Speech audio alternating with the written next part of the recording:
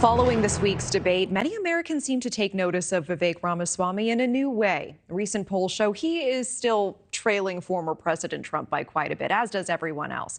He is, though, gaining ground on the man in second, Governor Ron DeSantis. Right now, he, though, is facing the biggest controversy of his campaign so far after calling a black congresswoman part of the modern KKK.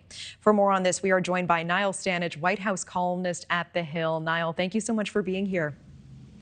Good to be with you, Natasha. So, Niall, let's jump right back in. I mean, what is your read on this controversy right now with Congresswoman Presley? We are seeing Ramaswamy just seem to double down on these comments when he's asked about them. The Vivek campaign wants headlines right now, but is this the right thing right now?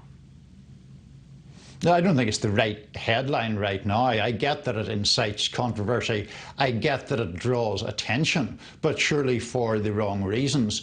Not so much, I mean, there's a whole other debate about whether people who are not white and conservative get tagged as, you know, race traitors and things like that, whether their free speech is in some way infringed by those kind of attacks. We can have that discussion, but what Vivek Ramaswamy has done is suggest that a sitting black congresswoman is in some way comparable with or equivalent to a grand wizard of the Ku Klux Klan. And he's then turned around and blamed other people for being divisive. That seems a completely untenable position to adopt. Okay, and we are seeing his polling creeping up on DeSantis now. What does he offer Americans that the DeSantis camp just has not been able to do so far?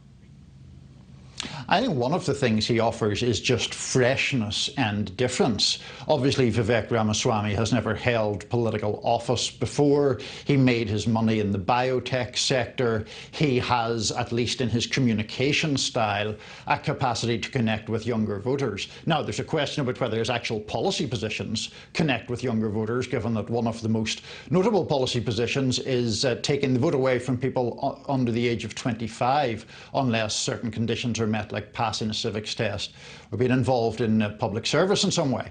But he is someone who presents a different image of the Republican Party, and people seem to be warming to that, though, you know, it is worth emphasizing he still is in third place with about 10% in most polls. Yeah, I appreciate that piece of context. And he is a successful businessman in his own right that has done well before in campaigns. He is now saying that he'll consider bringing Elon Musk in as an advisor if elected. Is this just to grab another headline, Niall, or would bringing in another billionaire endear him to middle-class Americans?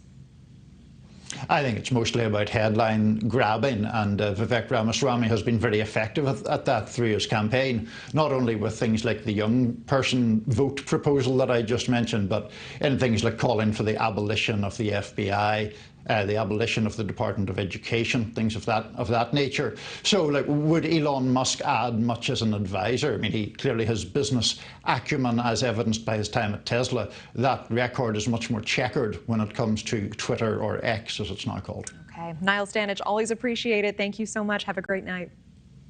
Thank you for watching. Go to newsnationnow.com to find News Nation on your television provider. And don't forget to click the red subscribe button below to get more of News Nation's fact-driven, unbiased coverage.